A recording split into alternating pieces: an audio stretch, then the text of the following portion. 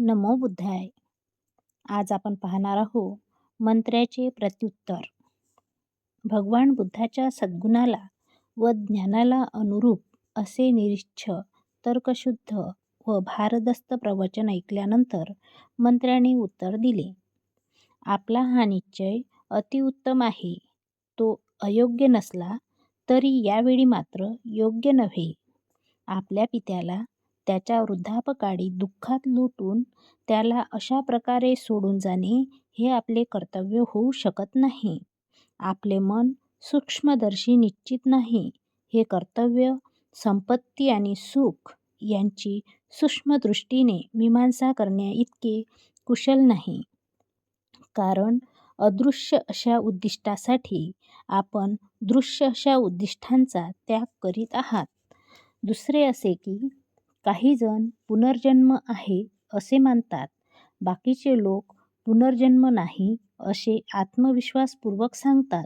म्हणून ज्या अर्थी ह्या प्रश्नाबाबत संदेह आहे त्या अर्थी हाती आलेल्या भोगांचा उपभोग घेणे हेच योग्य होय. जर मरणोत्तर जीवन अस्तित्वात असेल तर ते आपल्याला जसे मान्य होईल तसा आपण त्याचा उपभोग घेऊ. पण जर मरणोत्तर जीवन अस्तित्वात नसेल तर सर्व जगाला निश्चितपणे विनाशायास मुक्ती मिळाली आहे. काही लोक पुनर्जन्म आहे असे मानतात, परंतु ते मुक्तीची शक्यता मानित नाहीत. अग्नी ज्याप्रमाणे स्वभावतःच उष्ण असतो आणि पाणी प्रवाही असते, त्याप्रमाणे आपल्या क्रियाशक्तीचाही एक विशिष्ट स्वभाव असतो असे ते मानतात. काही लोक म्हणतात की सर्व वस्तू चांगल्या आणि वाईट व सत आणि असत अशा स्वाभाविक गुणधर्मातून उत्पन्न होतात आणि ज्या अर्थी हे सर्व जग स्वाभाविकपणेच उत्पन्न झाले त्या अर्थी आपले सर्व श्रम व्यर्थ होत. ज्या अर्थी इंद्रियाची क्रिया निश्चित आहे आणि बाह्य वस्तूचीही अनुकूलता किंवा प्रतिकूलता निश्चित झालेली असते, त्या अर्थी वृद्धापकाळ आणि दुःख यांच्याशी ज्या गोष्टी निगडीत झालेल्या आहेत त्या कितीही प्रयत्न केले तरी कशा बदलता येतील? त्या सर्व गोष्टी स्वाभाविकपणेच निर्माण होत नाहीत काय? पाण्यामुळे अग्नी विझतो आणि अग्नी पाण्याची वाफही करतो. ही निरनिराळी तत्वे एकजीव होऊन ती या जगाची निर्मिती करतात. गर्भाशयातील गर्भ, हात, पाय, पोट, पाठ आणि डोके यांच्यासहित साकार होतो. तो आत्म्याशी संलग्न असतो. हे स्वाभाविकरित्या होते असे प्राज्ञ सांगतात. काट्याचा अणकुचीदारपणा कोण उत्पन्न करतो? पशुपक्ष्याचे निरनिराळे स्वभाव कोण बनवितो? हे सर्व स्वभावतःच उत्पन्न होते. त्यात इच्छेकडून कोणतीही क्रिया घडत नाही. मग इच्छाशक्ती या नावाची चीज कशी असू शकेल? इतर काही जण म्हणतात की ईश्वर सृष्टी निर्माण करतो, तर मग आत्म्याने जाणीवपूर्वक प्रयत्नशील राहण्याची आवश्यकता काय आहे? जो जगाला गतिमान करतो तोच त्या गतीला विरोध करतो.